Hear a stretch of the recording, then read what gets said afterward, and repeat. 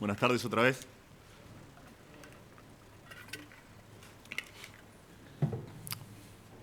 Es un domingo bautista hoy. Fin de semana largo, muchos viajando y la lluvia potencia a los bautistas para esquivarle a la iglesia, ¿no?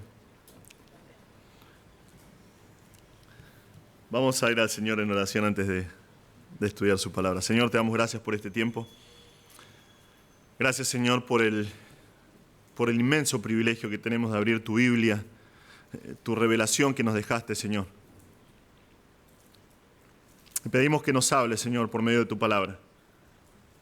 Que nosotros podamos ser conformados un poco más a la imagen de Cristo. Obra en nuestros corazones, Señor. Desafíanos con tu palabra. Ayúdanos a ser personas que viven para ti, Señor. Te damos gracias por este tiempo, Señor, en el nombre de Jesús, quien se entregó a sí mismo por nosotros, por amor. Amén. Bien, seguimos en nuestro estudio de Tercera de Juan. Durante 2 semanas ya hemos estado estudiando esta carta del apóstol Juan a lo que él llama el amado hermano Gallo.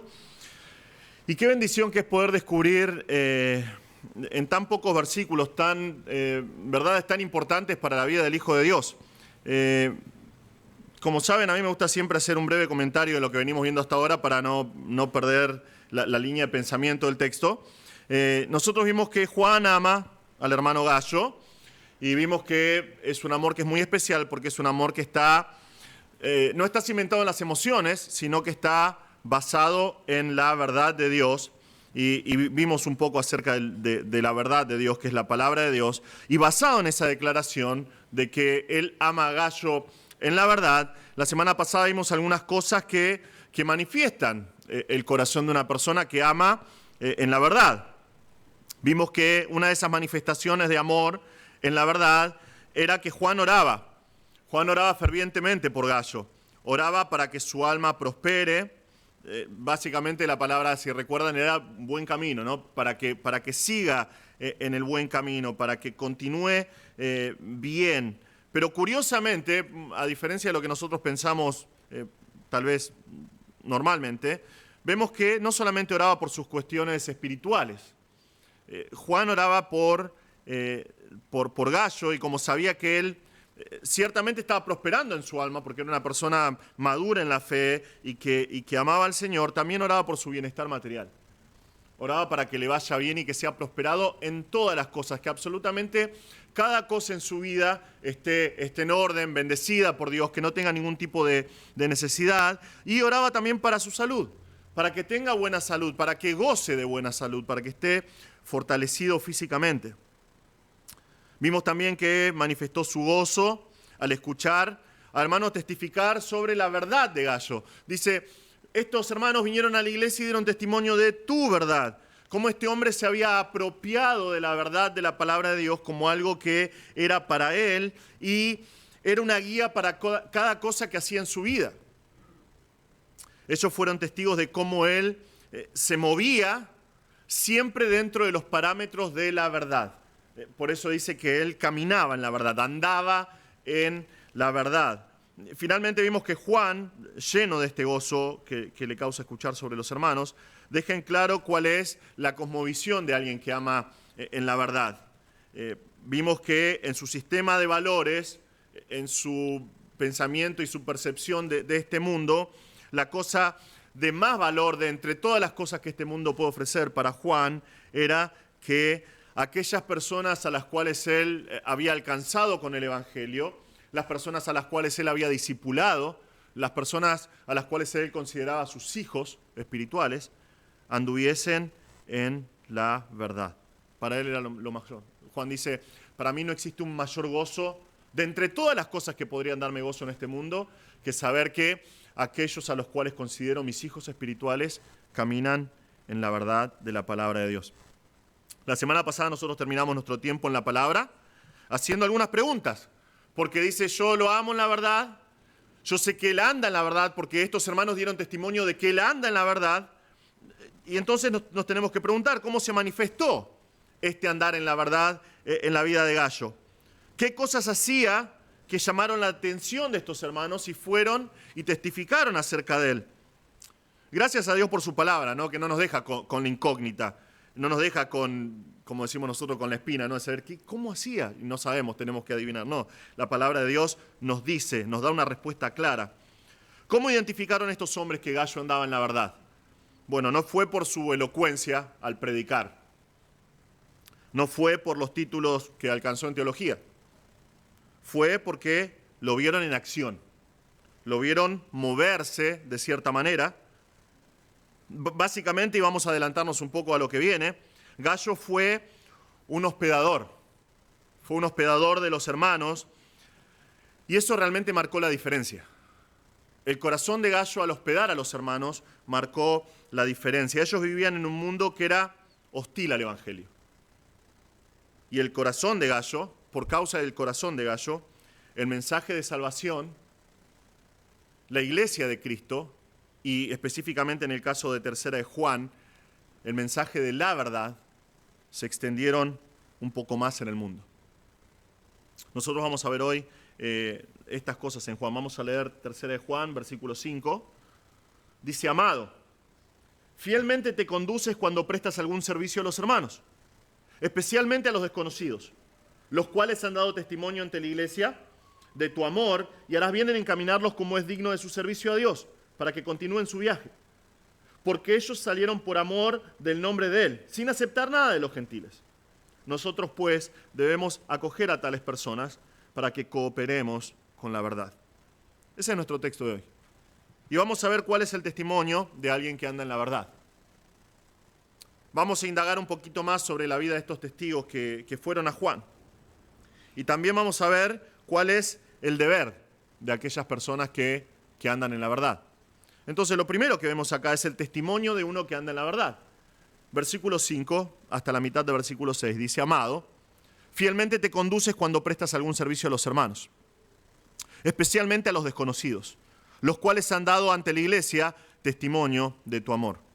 Lo primero que vemos en esta sección otra vez es el uso de la palabra amado, al igual que en versículo 2. Y al igual que en versículo 2, esto es un adjetivo vocativo en el griego, y es algo muy enfático. Me pareció, siempre me gusta comparar distintas versiones.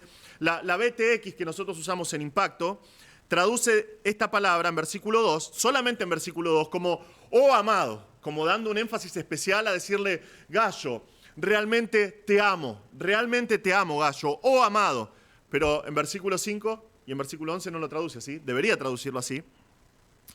Y algo que me pareció re interesante es que esta palabra, amado, usado de esta manera, como un adjetivo vocativo, se usa tan solo 3 veces en el Nuevo Testamento. En toda la palabra de Dios se usa 3 veces, las 3 veces en Tercera de Juan. Juan está diciendo: Gallo, y después en versículo 11 lo va a decir otra vez, realmente te amo, como vimos en los últimos 2 mensajes. No hay manera de dejar más en claro el amor bíblico que Juan tiene por este hombre. ¿Y qué es lo que hace el apóstol Juan ahora? Bueno, va a elogiar a Gallo. Va a elogiar a Gallo de las cosas que escuchó de él, pero en su elogio nosotros podemos observar cuál es el testimonio de alguien que anda en la verdad. Si leemos lo que dice Juan acá, leemos estas palabras, vemos que Juan describe a una persona que tiene fe, una persona que cree ciertas cosas y basado en esas cosas que cree, basado en esa fe, obra. Y también es una persona cuyas obras, que son puestas en práctica delante de los hermanos, son una manifestación tangible, palpable del amor de Dios. Básicamente esto tendría que ser el testimonio de cada creyente. Esto es algo que tendría que esperarse de cada persona que ha conocido a Cristo. Nosotros cantábamos recién, ¿verdad? Que fue mi maldad la que lo llevó al Señor a la cruz. Él cargó por causa de mis pecados todo el dolor. Él fue a la cruz y cantamos: ¿por qué recibo más de Él? No encuentro una respuesta, ¿verdad? Y cada una de las canciones que nosotros cantamos da testimonio de esa verdad. Nosotros hemos sido salvos por amor, por misericordia. Pero este corazón de fe es algo que tiene que ser el distintivo de cada creyente. ¿Qué es lo que realmente importa en la vida cristiana? Bueno, el apóstol Pablo, hablando a los Gálatas, cita estas mismas cualidades de Gallo como distintivas de los creyentes. Y él lo dice de esta manera en Gálatas 5:6. Dice, en Cristo Jesús ni la circuncisión vale algo, ni la incircuncisión. Entonces, la pregunta es, a mí me gusta hacer muchas preguntas, ¿no? La pregunta sería, bueno, Pablo, decime por favor, ¿qué es lo que vale en Cristo Jesús? ¿No vale la incircuncisión? ¿No vale la circuncisión? ¿Qué es lo importante para la vida cristiana? ¿Qué es lo que realmente importa en Cristo? ¿Qué es lo que vale en Cristo?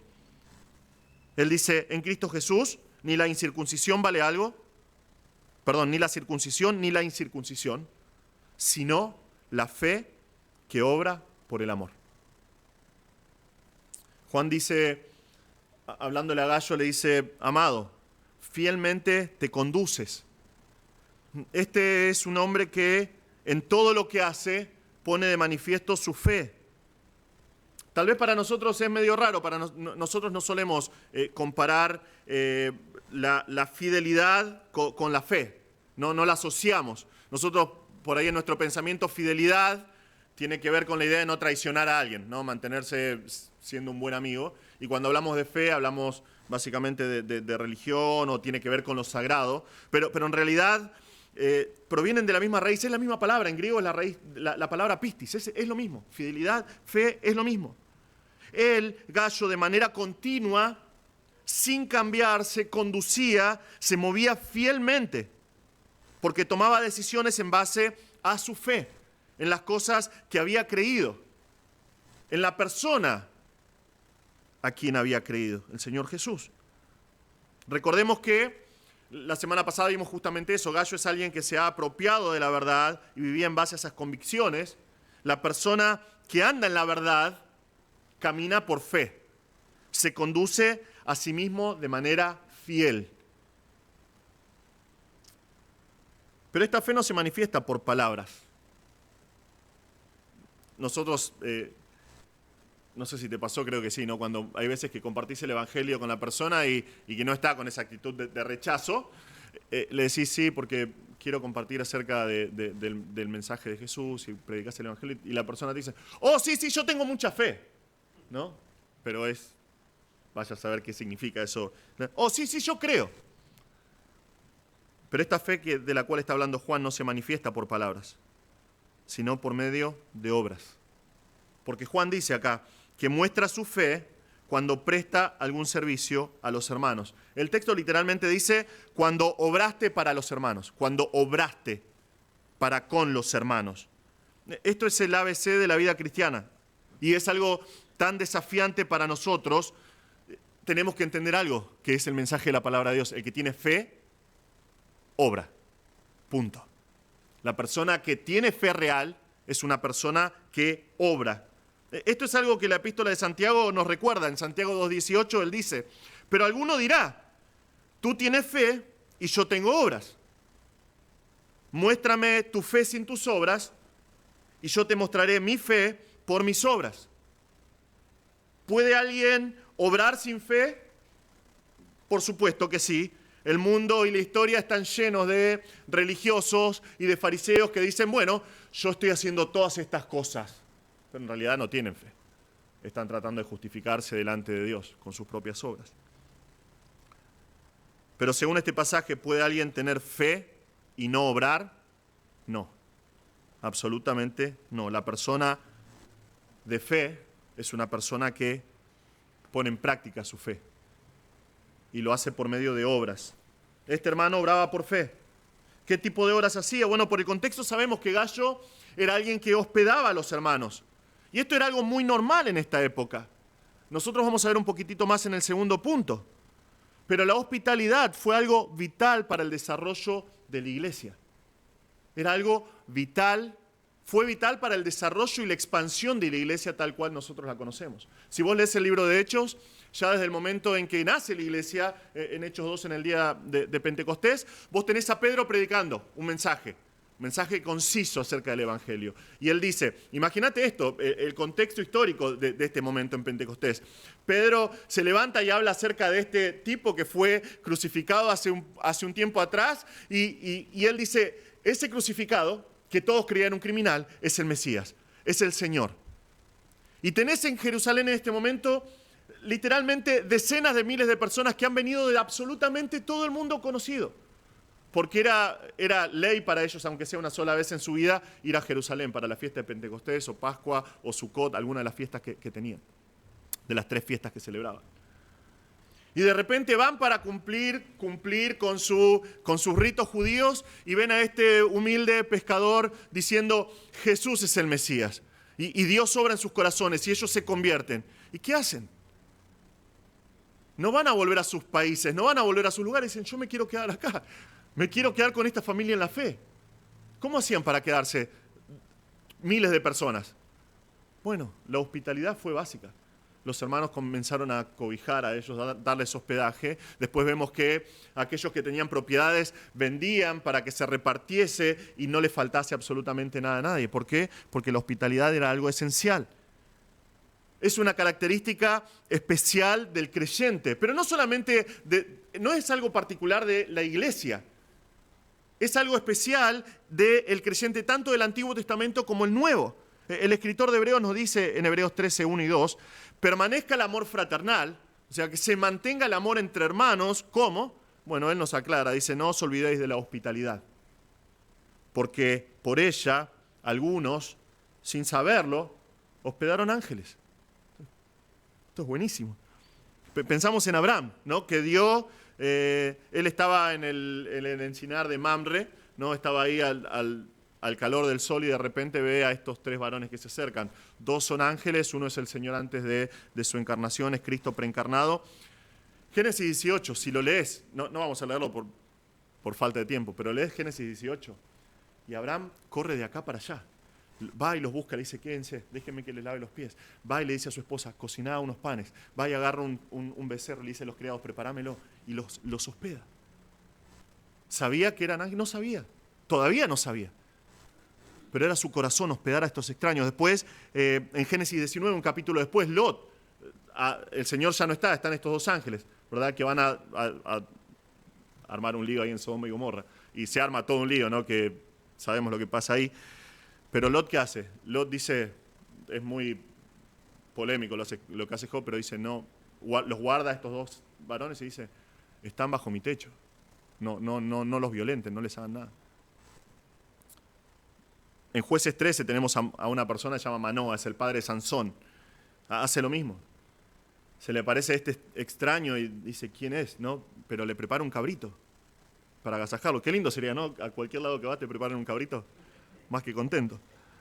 Pero de repente, mientras está preparándole, dice que es el ángel del Señor y que consume toda la ofrenda y él se postra en el piso y le dice a la mujer, estamos muertos, porque vimos a Dios. ¿No? A mí me encanta Jueces 13, porque la mujer le dice, no seas pavo, si querías matarnos Dios ya nos hubiese matado, ¿no? Estamos vivos, estamos hablando, porque Dios no nos va a matar. Pero era el Señor mismo. La hospitalidad era tan importante en este tiempo, era tan importante que es uno de los requisitos pastorales. En 1 Timoteo 3, en Tito 1, el que está llamado al ministerio tiene que ser una persona que es hospedadora de los hermanos. Tiene que ser una persona que manifieste este tipo de hospitalidad. Esto es algo tan importante para la mente y el corazón de Dios que Jesús mismo dijo esto en Mateo 25. Los quiero invitar a que vayamos ahí, Mateo 25.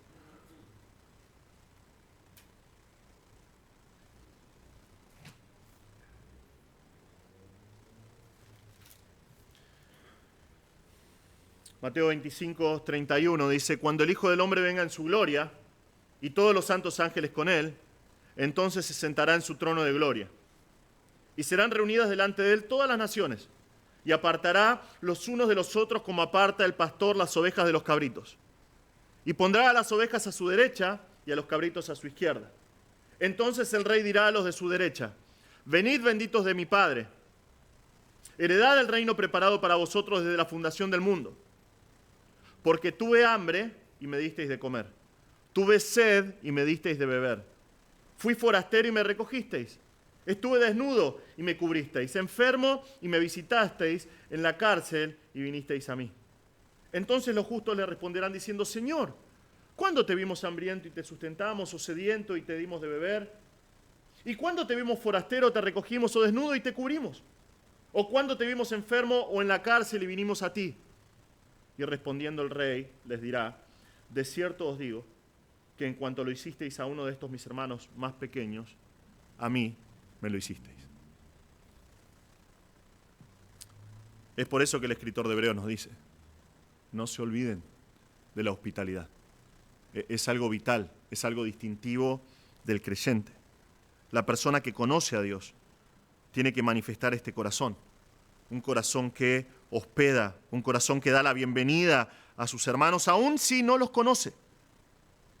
Aun si no conoce a las personas que hospeda, y Juan deja esto bien en claro. Nuestra traducción dice especialmente a los desconocidos, pero el texto en griego dice, porque vos le das, asistís a tus hermanos, obrás para con tus hermanos, y dice, y estos, las personas a las cuales hospedás, y estos son extraños, dice Juan.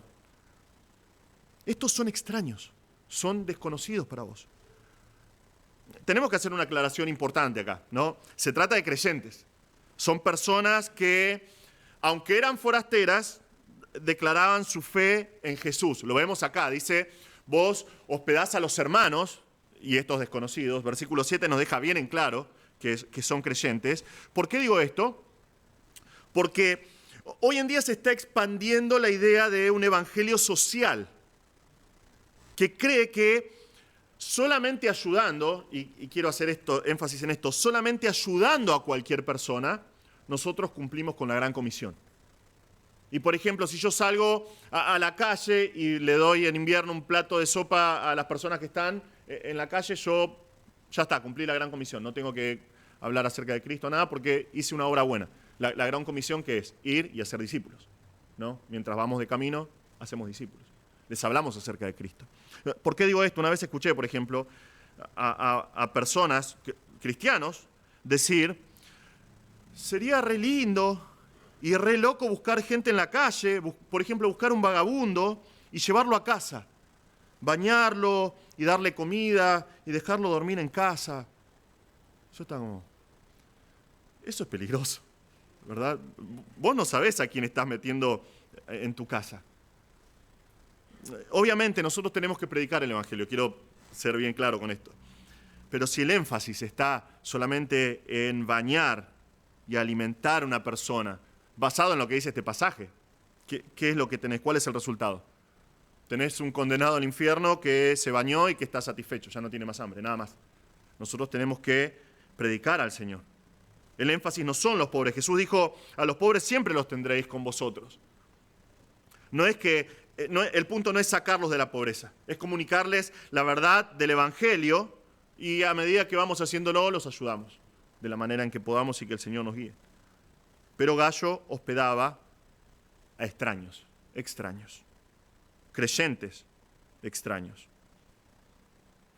Puse acá extraños cristianos, ¿no? Que básicamente es el 99,9% de los creyentes, ¿no? Extraños. Porque la palabra significa forastero. Significa alguien raro, significa alguien que no encaja con el resto. En griego la palabra para forastero acá es xenos, de donde nosotros tenemos, por ejemplo, la palabra xenofobia, ¿no? Es el rechazo a una persona por ser extranjera. Algo que es casi como un chicle de los argentinos, ¿no? Que es como algo básico, reírnos de las personas por su nacionalidad, lamentablemente, es así. Pero así es como el mundo ve a los creyentes. Los ve como raros, como extraños, como personas que no encajan con el resto, pero Gallo no los veía así. Para Gallo no era así. Él les brindó el abrigo que necesitaban, los cuidó, los alimentó, y estos extraños vieron con sus propios ojos la fe de este hombre, obrando por medio del amor que les mostró. Es lo que muestra el resto del pasaje, ¿no? Estos desconocidos, dice, han dado ante la iglesia testimonio de tu amor. Esta frase nos da un atisbo de cómo eran las reuniones de la iglesia del primer siglo. Estas personas se pusieron delante del resto de los hermanos para dar testimonio. No es muy distinto a lo que nosotros hacemos a veces, por ejemplo, y específicamente pienso en el Ministerio de Construcciones para Cristo. Vamos a una iglesia, o donde el Señor nos lleva, y trabajamos durante un par de días y después venimos y hacemos una presentación y hablamos delante de toda la iglesia y contamos todas las cosas que el Señor nos permitió hacer, ¿no? Cómo fue una bendición para los hermanos, cómo fue un avance para el Evangelio, la obra que hicimos. Y ellos hicieron así, ellos contaron a la iglesia. La idea es que ellos se pusieron al frente, como hacemos nosotros, y dieron testimonio delante de la iglesia con la intención de bendecir al resto de la iglesia sobre lo que vieron de Gayo. ¿Qué vieron? Esto es muy interesante, ¿no? Porque dice que ellos dieron testimonio delante de la iglesia de tu amor. ¿Qué es lo que vieron ellos? Sus obras, ¿no? ¿De qué testificaron? De su amor, del amor de Cristo, que irradiaba a través de Gayo. Cuando la fe es puesta por obra, lo que realmente se ve es el amor genuino que surge de la persona que obra por fe. Estas personas tal vez habían salido de la iglesia de Juan en Éfeso, o por ahí solamente estaban de paso, pero algo era seguro. Cuando llegaron a Juan y delante de toda la iglesia, ellos testificaron del amor de Gayo. Él no nos conocía. Él no nos conocía y nos hospedó. Él manifestó su amor por la verdad, dándonos comida, dándonos un lugar donde dormir, para recuperar fuerzas en medio de nuestro viaje. Nosotros tal vez no entendemos la profundidad de esto. La semana que viene vamos a entender un poquito más. No todos en la iglesia eran como él. Pero ellos dicen, Gayo nos dio su casa, nos brindó todo lo que necesitábamos, nos mostró su amor. Si no nos hubiera hospedado, la hubiéramos pasado muy mal. Pero lo que hizo Gayo marcó sus vidas para siempre.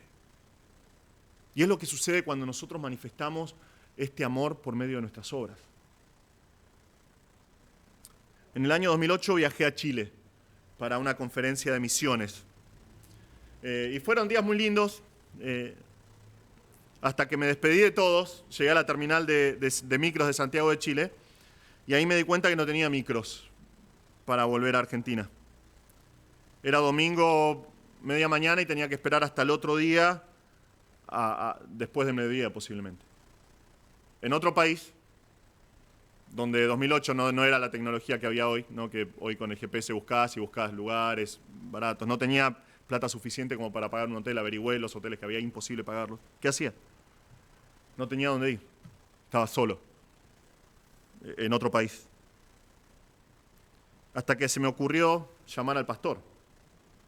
Y preguntarle, el pastor, yo estaba en Santiago, el pastor estaba en Rancagua, 100 kilómetros al sur de Santiago. No iba a venir a buscarme. Pero bueno, él me hizo contacto con un hermano y hablé con este hermano y le planteé mi situación y él me dijo, sí, vos podés pasar la noche en mi casa. Su casa, por así decirlo. Este era un hombre que, por su fe en Jesús, había sido abandonado y rechazado por su familia. Literalmente, su familia le dijo, si vos querés ser creyente, no formás más parte de esta familia. Él amaba al Señor, realmente. Y él dejó su casa, a su esposa, a sus hijos, y él se fue, por el rechazo que tenía. Y él vivía solo, en una pensión. Su habitación era una habitación literalmente de 2x2. Era muy interesante porque tenía cientos de libros cristianos. Tenía su cama, por donde ibas tenías que esquivar montones de libros. Tenía su cama, cientos de libros y un corazón para el Señor. Él me ofreció absolutamente todo. En su pobreza, Él me ofreció todo lo que tenía. Me ofreció su cama, me dijo, dormí en mi cama. Yo estaba como, no le digo, no, me arreglo, usé un par de libros como almohada y dormí en el piso. Y al otro día me acompañó a la mañana hasta la terminal otra vez, porque ni sabía cómo llegar otra vez, hasta que pude tomar el micro y volver a casa. Yo hasta el día de hoy recuerdo cómo este hombre, sin conocerme, solamente por amor al Señor, me hospedó. No tenía muchas comodidades, pero Él entregó todo lo que tenía por amor. Es lo que hizo Gallo con estos hombres. Y es por eso que ellos dieron testimonio delante de toda la iglesia. ¿Cómo habrán animado estas palabras a la iglesia? Y no solo eso, sino que no solamente animaban a la iglesia, sino que les dejaban un ejemplo a imitar. La enseñanza de este pasaje es clara. El testimonio del que anda en la verdad deja en evidencia a una persona que tiene una fe que obra por el amor. ¿Cómo lo vemos en este pasaje? Bueno, es básico esto, no solo una fe que obra por el amor. La explicación para lo que hizo Gallo es una fe que obra por el amor. Solo una fe que obra por el amor puede hacer este tipo de cosas por personas que no conoce y por personas que no pueden ofrecer absolutamente nada a cambio. Tal vez nosotros no experimentamos estas cosas hoy. Hoy no es común hospedar a extraños. Salvo cuando viene algún grupo de construcción, en general son personas que son de la iglesia. Nosotros tenemos un sistema cuando vienen así esos grupos de construcción, que tenemos compañeros de oración, ¿no? Entonces ya por las redes sociales los conocemos de antemano, sabemos cuál es su rostro, sabemos a la iglesia a la que pertenecen. Tal vez viene un pastor, un misionero a visitarnos, pero no se quedan en nuestras casas. En general cuando vienen van a Kairos, no sé si está todavía en pie Kairos, o van a algún hotel. El mundo cambió mucho, pero lo que no cambió es la evidencia de alguien que anda en la verdad. Tiene que seguir siendo un desafío para nosotros. Y nos tenemos que preguntar qué cosas nos motivan como creyentes. ¿Cómo puedo saber si soy una persona que anda en la verdad? ¿Cómo puedo saber si soy una persona que camina en la verdad? Bueno, tengo que contestar con sinceridad. Y estas son cosas que a mí me encanta siempre pensar y siempre hago lo mismo, no siempre hago muchas preguntas, porque son cosas que tienen que salir de lo que nosotros leemos de la palabra de Dios. Yo tengo que preguntarme a mí mismo y responderme con sinceridad si soy alguien que tiene una fe que obra por amor. Porque muchas veces es muy fácil dejar fuera alguno de estos ingredientes. Una fe que obra por el amor. Hoy es fácil tener una fe semanal, digamos, ¿no? Donde confesamos nuestras creencias, donde nosotros muy correctamente estamos sentados en nuestro banco y asentimos a las palabras del pastor el domingo, pero sin obrar. Sin obrar. Es tan solo un conjunto de verdades teológicas que están en nuestra mente sin obrar. Y nos mantenemos apáticos ante una iglesia que está llena de hermanos en necesidad,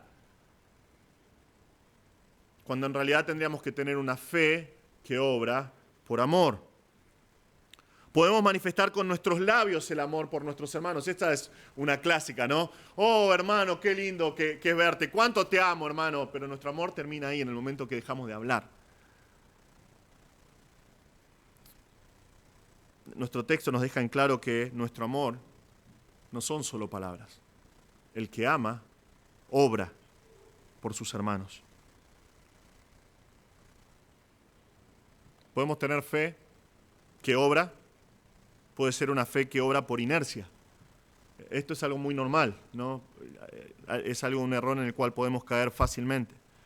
¿Por qué? Porque somos bautistas y estamos acostumbrados a movernos de una manera y decimos, bueno, estas cosas las hago porque son parte de mi ministerio y las hago constantemente y están bien. Son cosas que están en la Biblia, pero son cosas que hago simplemente por hacer. Y el amor queda fuera de la ecuación. Debemos ser personas de fe, pero personas de fe que obran por amor. Gallo fue así. Y hasta el día de hoy somos bendecidos por su testimonio, ¿verdad? Él manifestó su amor por estos extraños que andaban por este mundo. Y estos eran personas que andaban por el mundo sin importarles lo que podía suceder con sus vidas. Ellos habían determinado vivir de esta manera. ¿Quiénes eran estas personas? Bueno, vemos en versículo 7 a estos extraños que son extraños por la causa más noble. Dice así versículo 7, porque ellos salieron por amor del nombre de Él, sin aceptar nada de los gentiles. Juan nos cuenta, o le cuenta a Gallo, ¿no?, sobre estas personas, a las que llama extraños, y a las cuales Gallo hospedó. ¿Por qué no estaban en sus casas? ¿Por qué pasaron por la casa de este hermano y después pasaron por la iglesia del apóstol Juan? Bueno, Juan nos explica, nos dice el por qué. Nos dice porque estas personas salieron. La palabra acá en griego es exerkomai, que es salir afuera, es irse afuera, es irse lejos, partir. Y el tiempo del verbo nos muestra que es una actitud.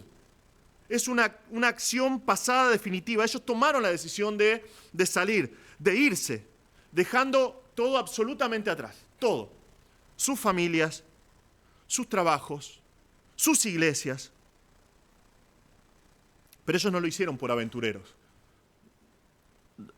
Yo estoy convencidísimo que la vida cristiana es una aventura. La persona que no vive la vida cristiana como una aventura no entiende mucho de la vida cristiana. Pensalo de esta forma. Sos una persona que está muerta en delitos y pecados. Y de repente alguien te predica el Evangelio. Y Dios te da vida nueva, tenés el Espíritu Santo dentro. Dios te da un libro sobrenatural que puedes entender para saber cómo manejarte. Y te deja en un mundo para compartir, en un mundo hostil, para compartir el mensaje del Evangelio.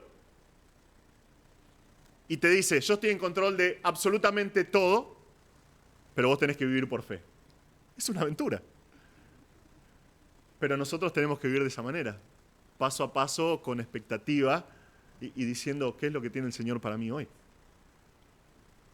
Pero ellos no salieron por la aventura, ¿no? Aunque la vida cristiana es una aventura. Yo siempre digo eso, ¿no? Tenemos algunas historias con los pastores y con líderes que el Señor nos permite vivir aventuras también.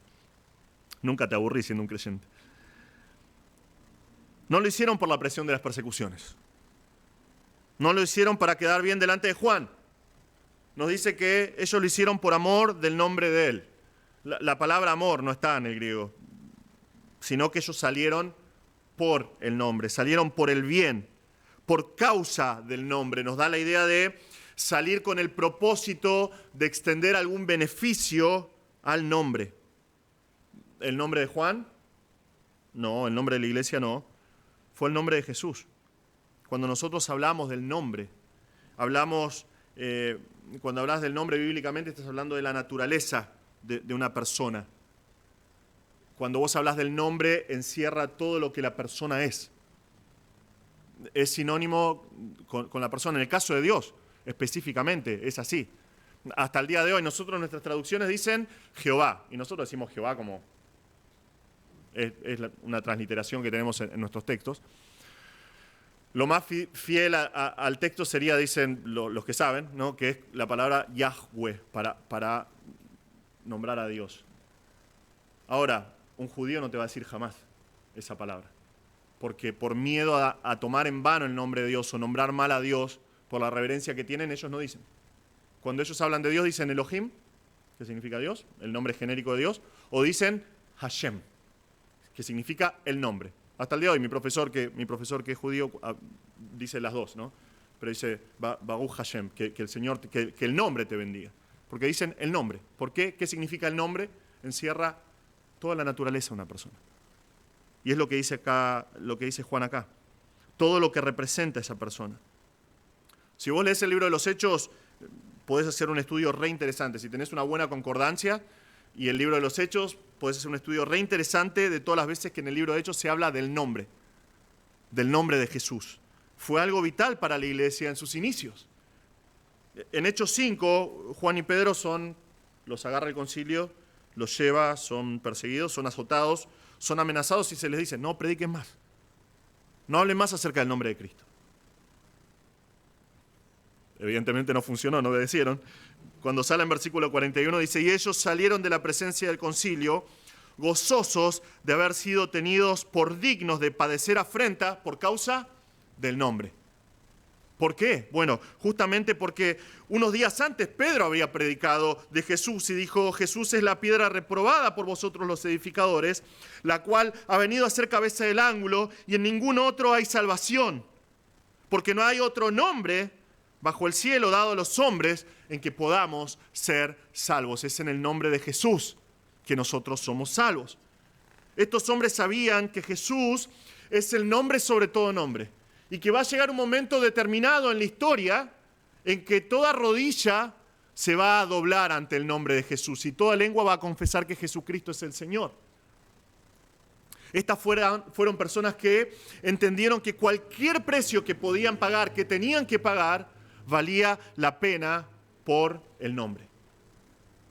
Salieron entonces a predicar el nombre de Jesús, a anunciar a un mundo que es hostil al nombre de Jesús, la salvación que solamente hay en Él. Pero ellos salieron con nada, con casi nada. ¿Por qué? Porque es la forma en que el Señor envió a los suyos. En Lucas 9, cuando envía a sus discípulos, le dice: no tomen nada para el camino, ni bordón, ni alforja, ni pan, ni dinero, ni lleven 2 túnicas. En cualquier casa donde entren, quédense ahí y de ahí salgan. Después, en Lucas 10, cuando envía a los 70, el Señor dice algo similar. Dice: no lleven bolsas, ni alforja, ni calzado, y a nadie saluden por el camino. En cualquier casa donde entren, primeramente digan: paz sea esta casa. Y si hubiera allí algún hijo de paz, su paz reposará sobre él. Y si no, se volverá a ustedes. Y posen en aquella misma casa, comiendo y bebiendo lo que les den, porque el obrero es digno de su salario. No pasen de casa en casa. En cualquier ciudad donde entren y los reciban, coman lo que le pongan delante.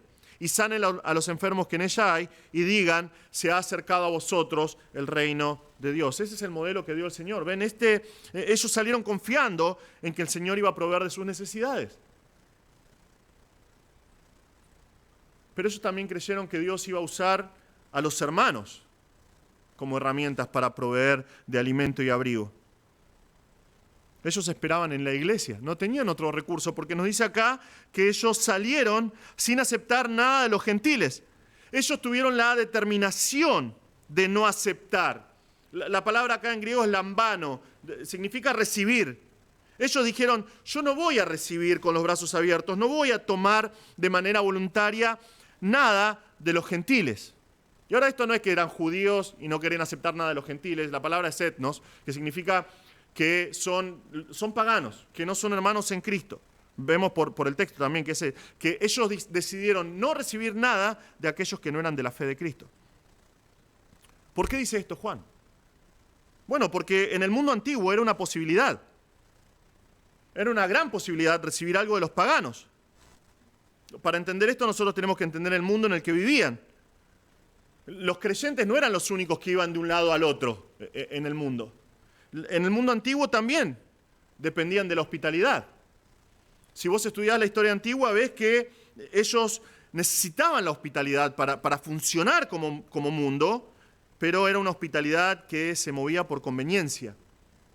Ellos hospedaban gente en sus casas porque eventualmente tenían que mudarse, tenían que moverse, tenían que viajar y también iban a necesitar hospedaje.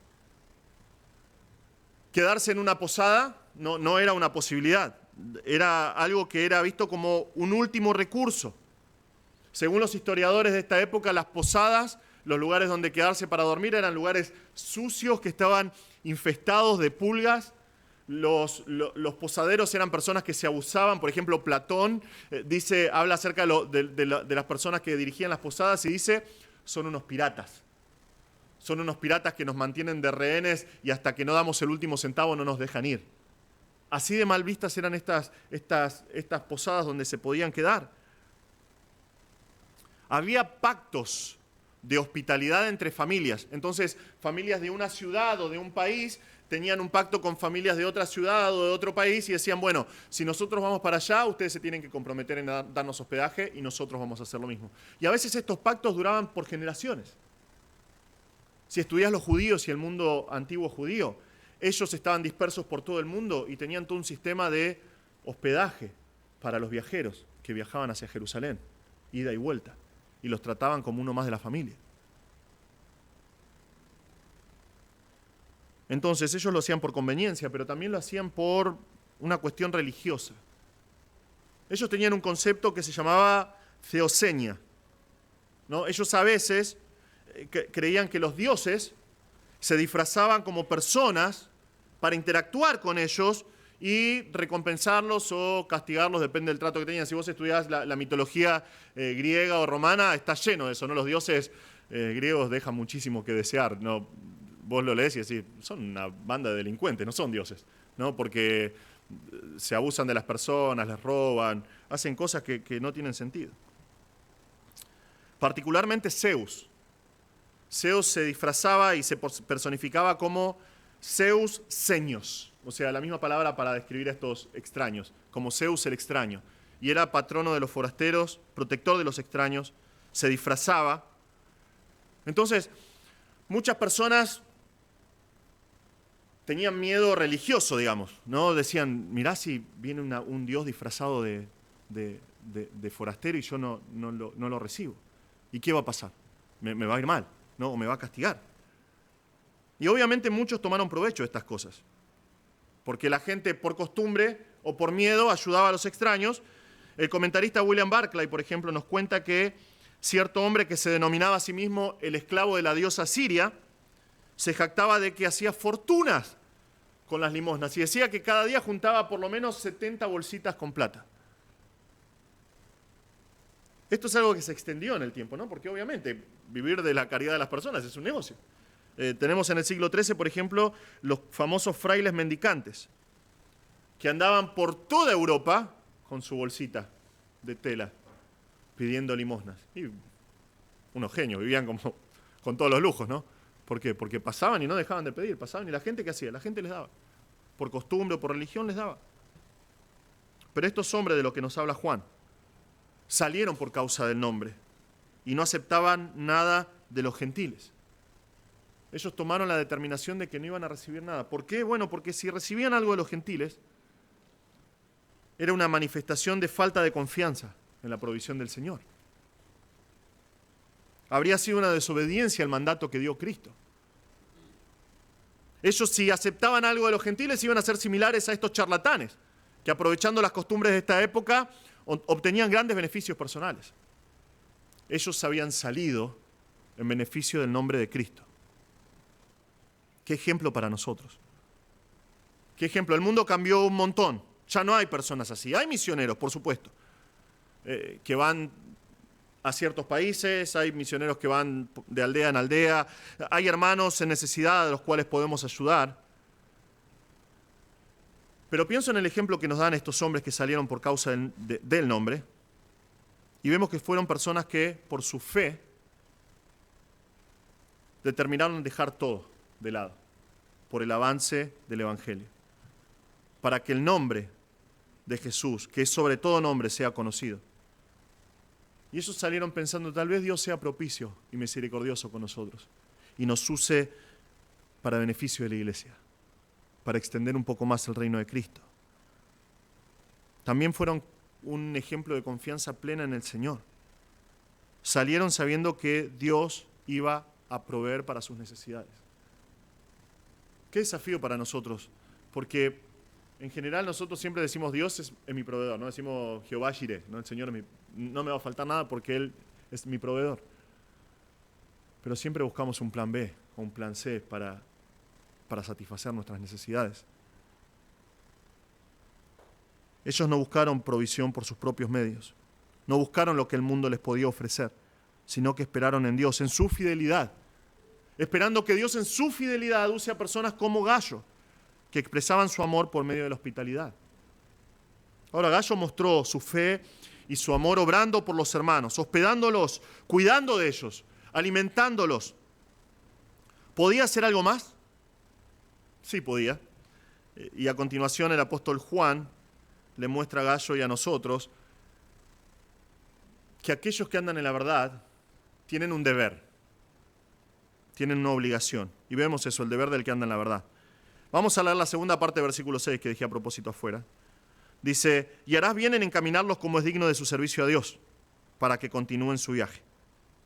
Versículo 8 dice, nosotros pues debemos acoger a tales personas para que cooperemos con la verdad.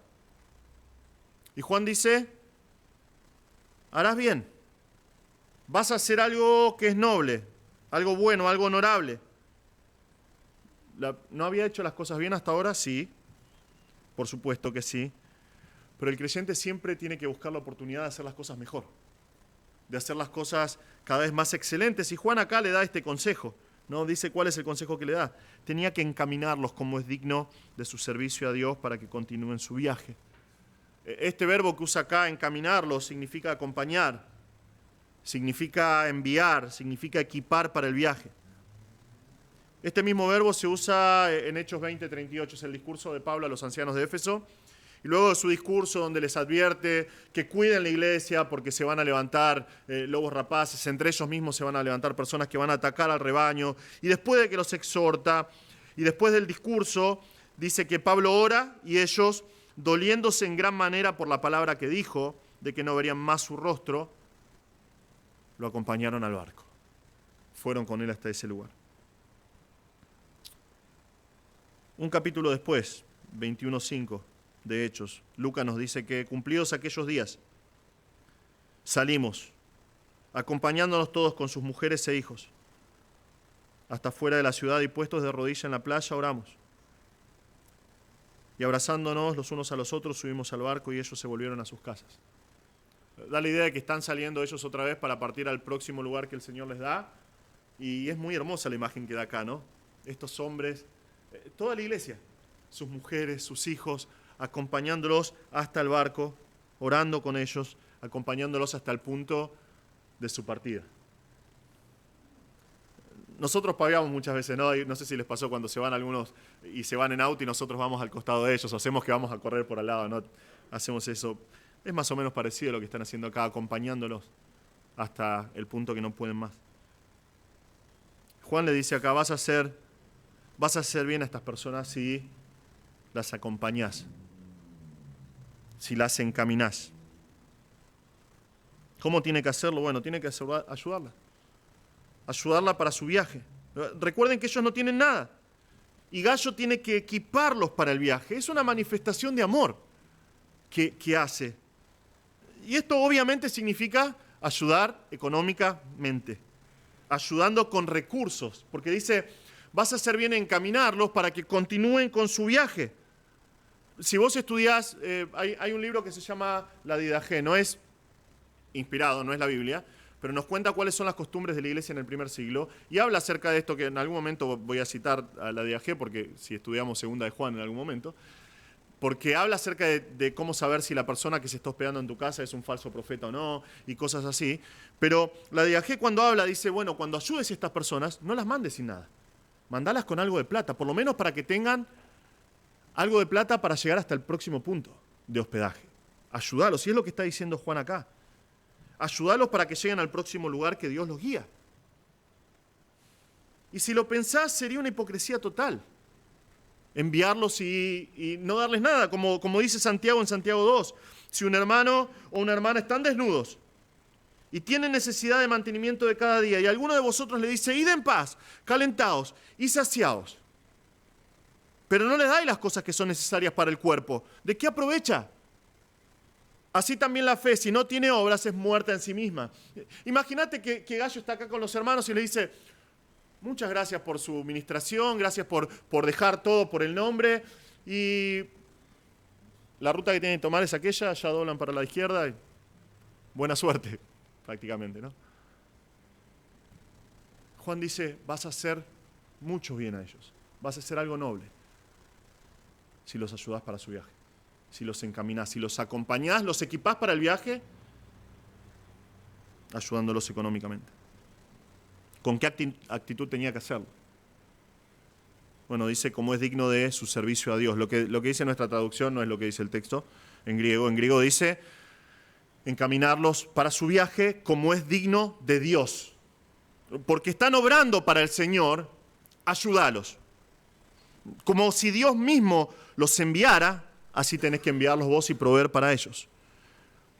Hay algunos comentaristas que lo interpretan como que está diciendo, otra vez no sé si será así porque no soy un erudito del griego, pero dicen, no, esto se tiene que interpretar como si estuvieras enviando o encaminando a Dios mismo. La idea es que, eso me pareció interesante, ¿no? ¿Qué harías si estuvieses con Dios y le dijese, bueno, Dios, este es el camino, tenés que ir para ahí? ¿Qué le darías? Todo, ¿no? Le tendrías que dar todo, porque es Dios. Bueno, que así tenía que ser Gayo. Vemos que Gayo no solamente va a ser bien en encaminarlos, sino que él tiene la obligación moral de hacerlo. Y no solamente Gallo, no solamente Juan, sino cada uno de nosotros. Él dice, nosotros pues debemos, la palabra es fuerte, estamos obligados, no solo a encaminarlos, no solamente a ayudarlos económicamente para que puedan seguir, sino que dice nosotros debemos acoger a tales personas. La palabra que usa acá es un juego de palabras, la palabra es jupolambano. Recuerdan, ellos no recibieron nada de los gentiles. Ellos no recibieron lambano, nada de los gentiles. Nosotros tenemos que jupolambano. Tiene un aumento ahí en la palabra. Significa nosotros tenemos que levantarlos. Nosotros tenemos que con los brazos abiertos darles la bienvenida. Nosotros tenemos que sostenerlos en alto. Pero vemos que hay una razón que no es solamente filantrópica, si se quiere, no es por amor solamente a la verdad, y sí es por amor, pero cuando nosotros lo hacemos, no lo hacemos para sentirnos reconfortados nosotros y ellos, sino que Él dice que tenemos que hacerlo, debemos hacerlo, para que cooperemos con la verdad. Cuando el creyente hace estas cosas, como las hizo Gallo, en realidad está trabajando a favor de la verdad. Está obrando junto a estos hombres. Y se vuelve alguien que trabaja por la verdad, para que la verdad sea conocida. La palabra acá es un ergon, alguien que está obrando juntamente con una persona, al lado de una persona. ¿Para qué? Para que el evangelio se extienda, para que la iglesia se expanda en este mundo. Juan dice que ayudamos a la verdad cuando nosotros ayudamos a los que salen por amor del nombre. Este es el principio bíblico para la base de todas las misiones en la historia del mundo. Cuando nosotros hacemos esto, cuando nosotros ayudamos a misioneros, nosotros participamos, somos colaboradores, nosotros trabajamos en conjunto con ellos, nosotros cooperamos con la verdad. Otras traducciones dicen que obramos en pro de la verdad, para la expansión del Evangelio de Cristo. Y al hacer eso, no solamente trabajamos en pro de la verdad, a favor de la verdad, cooperamos con la verdad, sino que nosotros compartimos la misma recompensa que ellos. Porque es lo que dijo el Señor Jesús. Él dijo esto en Mateo 10, 40 al 42. Dice, el que os recibe a vosotros, a mí me recibe, y el que me recibe a mí, recibe al que me envió. El que recibe a un profeta como profeta, recibirá recompensa de profeta. Y el que recibe a un justo como justo, recibirá recompensa de justo. Y cualquiera que como discípulo dé de beber, aunque sea un vaso de agua fría a uno de estos pequeños, en verdad os digo, que no perderá su recompensa. Hermanos, cuántas cosas que están a nuestro alcance para ayudar, para cooperar en pos de la verdad. Nosotros tenemos que ayudar a aquellos que trabajan en beneficio de la iglesia de Cristo. Nosotros tenemos la obligación de usar todo lo que está a disposición, todos nuestros recursos, aún nuestros recursos económicos para la expansión del Evangelio.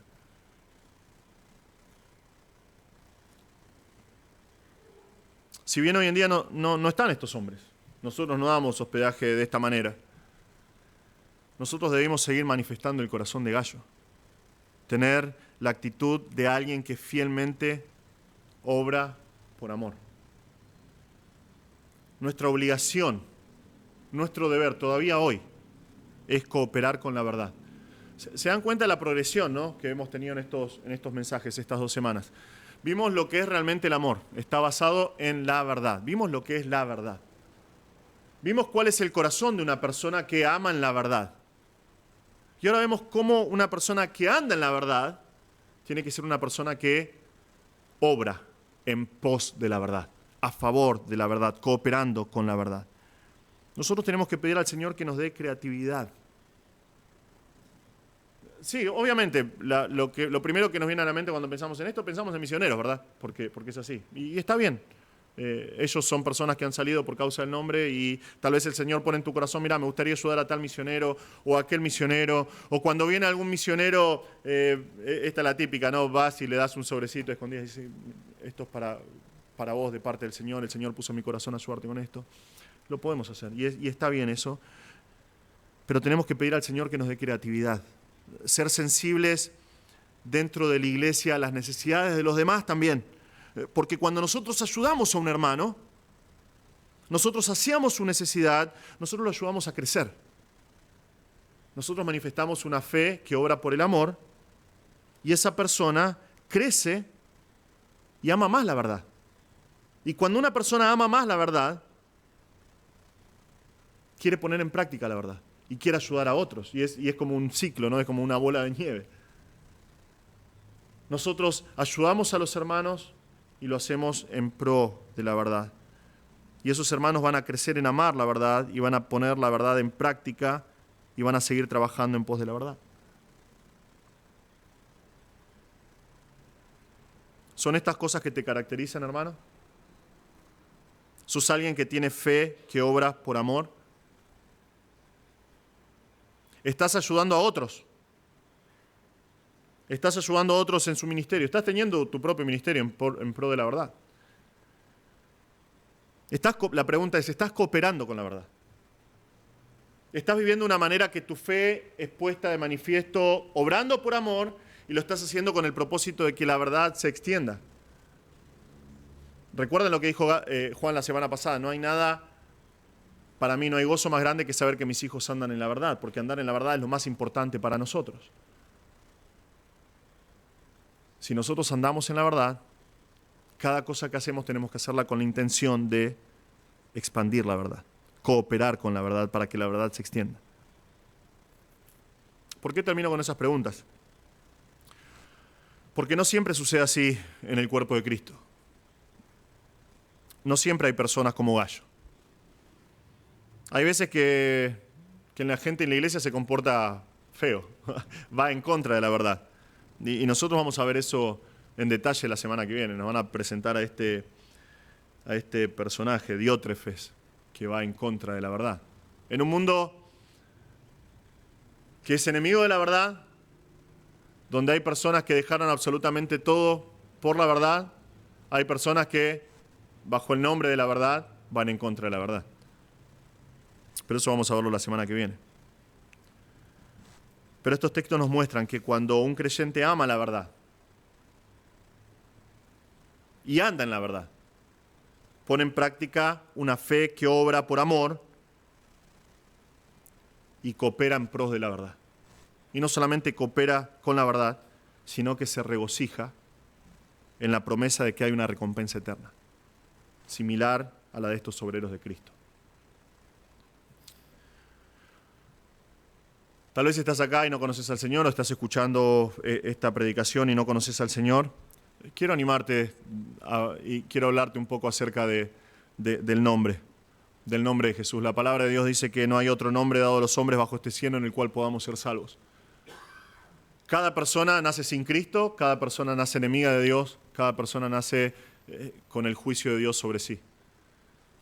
La palabra de Dios dice que la paga del pecado es la muerte. Y cada persona que nace naturalmente alejada de Dios merece el infierno eterno. Sin embargo, el Señor envió a su Hijo, Jesús. Cristo vivió una vida perfecta y fue una cruz, como cantábamos hoy, por causa de nuestra maldad. Él cargó con nuestros pecados en la cruz. Él derramó su sangre como propiciación para alcanzar tu perdón y el mío. Y la palabra de Dios dice que no hay otro nombre bajo este cielo dado a los hombres en el cual podamos ser salvos, por el cual nosotros podamos acercarnos a Dios. Si estás acá y no conoces a Cristo, otra vez, si estás escuchando o viendo esta transmisión y no conoces a Cristo, yo te animo a que reconozcas que sos un pecador y que te arrepientas de tus pecados y que vengas al Señor. El Señor dijo, el que a mí viene yo no le echo afuera. Si vos venís a Cristo genuinamente arrepentido, pidiéndole perdón por tus pecados, Él te va a perdonar. Él te va a salvar. Él te va a dar una vida nueva. Por favor, vení a Cristo si no lo conoces todavía. Él murió por amor a vos para salvarte y que no tengas que perecer en el infierno por la eternidad. En Cristo hay salvación. Y hermanos, que estas palabras nos animen a nosotros. Ser personas que obramos motivados por nuestra fe y manifestando el amor que manifestó Gallo a los hermanos. Que podamos ser una bendición para la iglesia. Pero sobre todas las cosas, que para la gloria de Dios nosotros ayudemos a expandir la verdad de su palabra. Vamos a orar. Señor, te damos muchas gracias por este tiempo. Gracias, Señor, por por tu palabra. Y gracias, Señor, por las promesas increíbles que hay, los desafíos que hay para nosotros y las cosas que tenemos que arreglar muchas veces en nuestras vidas, Señor, que tu palabra nos muestra. Pedimos que por favor obres en nosotros, que nosotros seamos personas, individualmente personas que obran, que cooperan con la verdad, personas que tienen una fe que obra por el amor, y te pedimos que como iglesia seamos así, que como iglesia podamos manifestar este corazón, porque es tu corazón, Señor. Por favor, Padre, te pedimos que levantes a las próximas generaciones de esta iglesia para que también sean personas que guardan la verdad, que andan en la verdad y que cooperan con la verdad, Señor. Por favor, Padre, bendice el resto de nuestra reunión, te pedimos en el nombre de Jesús.